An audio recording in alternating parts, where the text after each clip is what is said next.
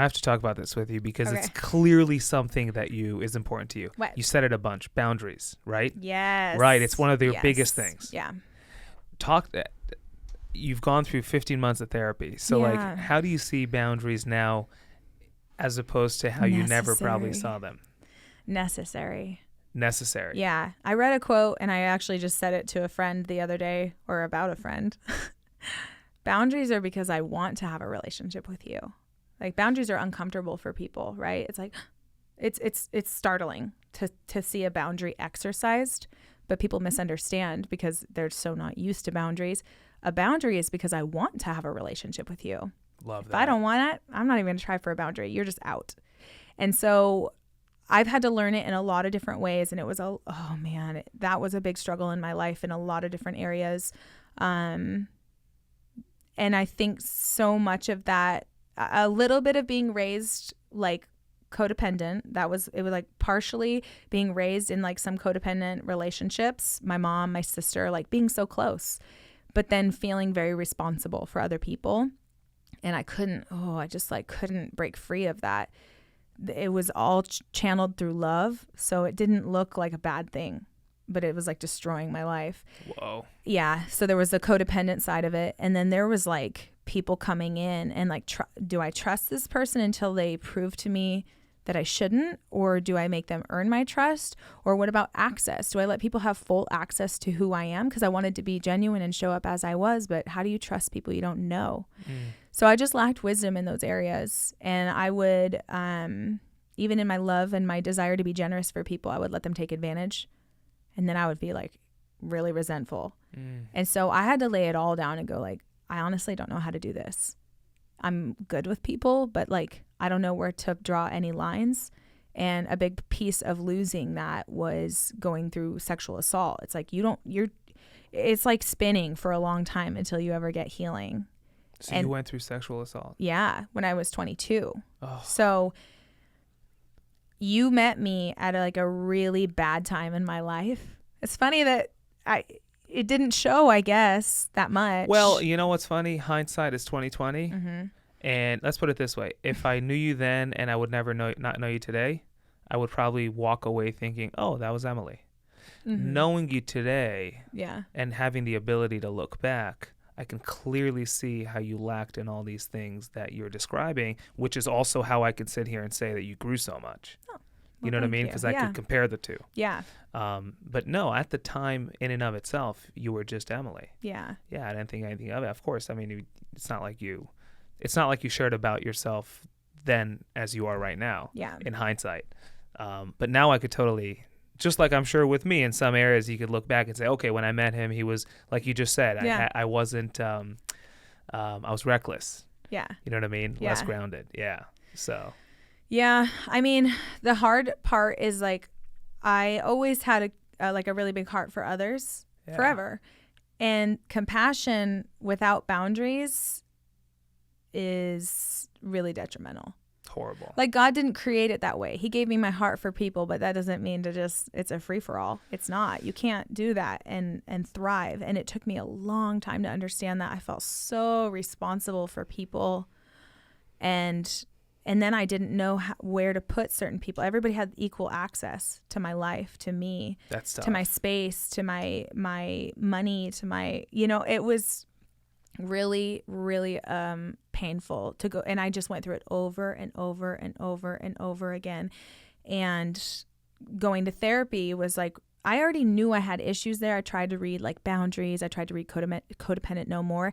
The stuff made sense, but wisdom is knowledge applied. You have to apply it. Otherwise, it's just knowledge. Interesting. So I didn't get it back then. But now, oh my gosh, between going through the counseling and just everything else that God was doing in my life and really pursuing wisdom, the Bible says that God gives wisdom without fault. If we ask for it, he'll give without finding any fault. Like, how could you be so stupid? Like, I'm not going to help you. No, if you ask God for wisdom, he'll give it to you, no matter who you are. It's like a principle. And so I really was seeking wisdom, and I eventually did find it. And he really gave me inner discernment on how to have good boundaries. And sometimes it was other people speaking into my life and going, hey, that's not wise. And I'd be like, and it hit because there's truth inside. Like it matched up. It was like a magnet. And so I had to humble myself. And many times I learned it the hard way first. They would tell me and I'd be like, yeah, but I think I'm like this way. I'm like different than that though. I'm capable of more than that. And so even where people would say like, this is wisdom. And I'm like, that looks kind of like legalism to me. So I'm going to do the opposite of legalism. They're close to each other. They're just different. Huh. So I would run in the other direction and then get burned really bad. I'm like, okay, I guess I got to reel it in. And now I feel so confident about the boundaries that I set in my life. And we still talk about them. Like it's a big topic of conversation and it's still uncomfortable to exercise them. What was it at 25 that made it rock bottom for you? Well, I had been like years into it. I had been years into like this deep trauma. And I just was sick that my life was nothing like I thought. And I kept thinking, I can't believe this is my story. I would look at the details of my life and I'm like, you know, I would lead with like, oh, I'm a flight attendant. And then everyone would think everything was all great. Like, here's my two facets. But behind that was so much regret and sorrow and like accidents. So much of my life was like accidental. Like, oh, I didn't mean for that to happen. Lack of boundaries. I didn't mean for those things to happen. And somehow I became nothing like who I ever desired to be. And I couldn't reconcile it. I'm like, I know I'm better than this. I know that God created me with these talents and these gifts. And like, why am I like this? Why am I behaving this way? Why am I entertaining these relationships? Why can't I get it together? And I just was sick. Like I couldn't figure it. I couldn't pinpoint it. And I didn't know what was wrong with me. It just made you sick to your stomach. It just made me sick. I didn't feel like doing anything. I felt overwhelmed and anxious and just sat and like, there was just no relief. And so I finally was like, God, I can't do it anymore. You have to move because I'm over this. Like I wasn't suicidal, but I was like as close to hopeless. You know, there was still like the light and I knew it was there and I knew it wasn't going to go away, but I was like as close to hopeless completely as I could be. Right. I had to change. And there I was willing to lay down everything I held back from God. Truly, I had said, he's the whole pie. He was a piece of the pie.